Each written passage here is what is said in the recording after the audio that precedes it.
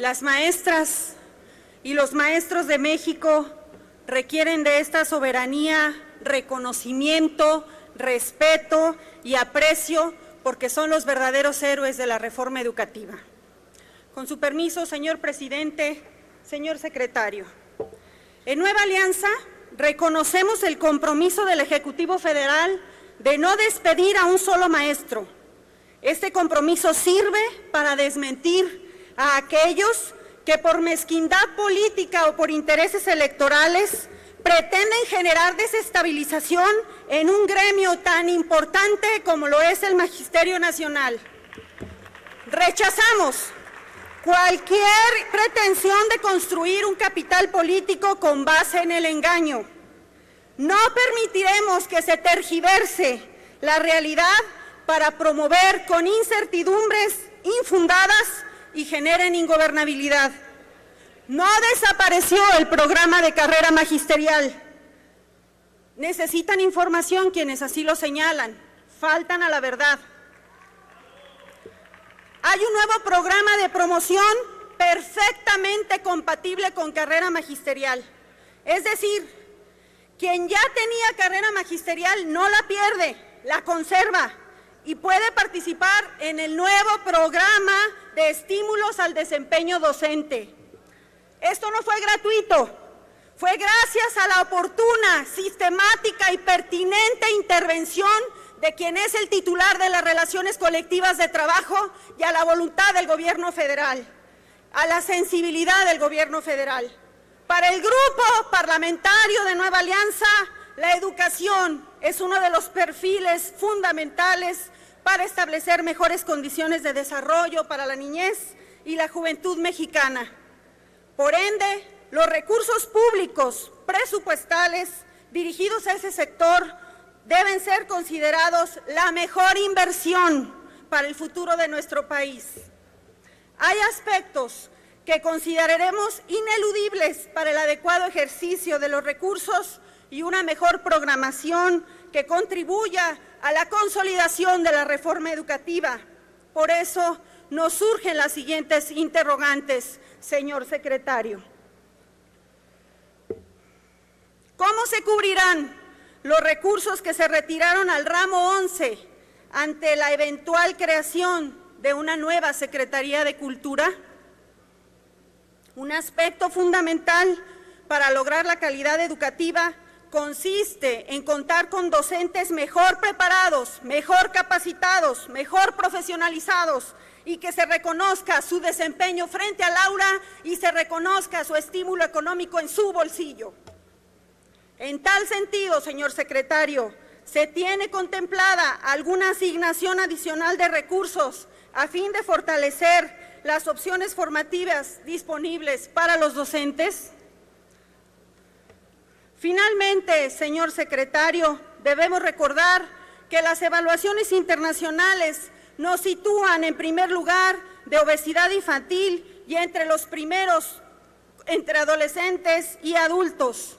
En ese sentido, resulta fundamental conocer por qué en términos reales se está destinando 24% menos recursos dentro del programa de cultura física y deporte, sabiendo del carácter preventivo que tiene la activación física.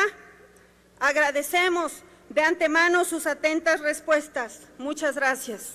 Gracias, diputada Bañuelos. Ahora hasta por 5 minutos para dar respuesta el secretario Videgaray.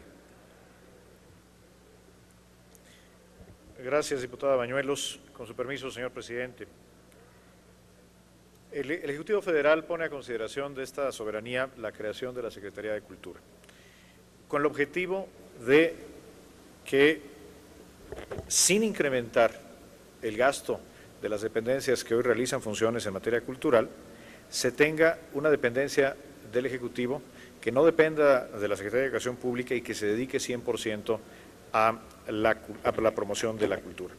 En otras palabras, lo que se busca es que la Secretaría de Educación Pública se enfoque en la educación, que el secretario de Educación Pública pueda dedicarse de tiempo completo a la educación y algo muy importante, que no exista dentro de la SEP una burocracia para administrar los programas de las dependencias culturales. En ese sentido, la creación de la Secretaría de Cultura es también una forma de generar una eficiencia al tiempo que enfocamos a la Secretaría de Educación Pública, a la SEP, a lo que debe dedicarse fundamentalmente, que es, por supuesto, la educación.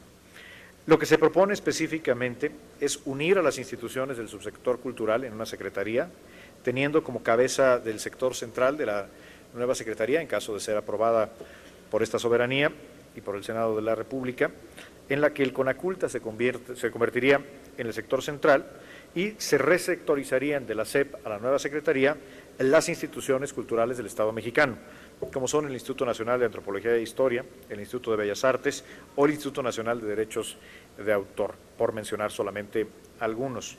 Los recursos que están previstos en el proyecto de presupuesto de egresos de la Federación a su consideración para el subsector cultural no necesariamente dependen de la Secretaría de Cultura y ni mucho menos afectan los recursos para la educación, ni la educación básica, ni la media superior o la educación superior. Y en ese sentido me permito hacer una precisión, diputada. No hay una reducción en el presupuesto de la educación, ni el rubro total de la educación, ni específicamente en el rubro de la educación básica. Hay que recordar que el presupuesto de la educación básica aparece en 3 rubros del presupuesto. A la hora en que se suman los 3 ramos presupuestales, se ve claramente que hay un incremento de 1.2% en términos reales contra el presupuesto aprobado el año anterior por la Cámara de Diputados, en educación básica, de 1.6 en media superior y del 3.7 en educación superior. Entonces, creo que podemos tener una coincidencia fundamental que, a pesar de las necesidades de que el gobierno se apriete el cinturón, de tener un gobierno que gaste menos y gaste mejor, esta no es una de las propuestas del Ejecutivo Federal, reducir el gasto en educación, y particularmente en educación básica. Con respecto a los programas distintos programas, no solamente el que menciona usted en materia de cultura física, deporte, sino los distintos programas, creo que es muy importante revisar la nueva estructura programática, porque específicamente en el sector de educación pública, el presupuesto propone una relevante compactación y reordenamiento de los programas. ¿Para qué? Para hacerlos más efectivos y más transparentes, y también para ser más eficientes en el gasto.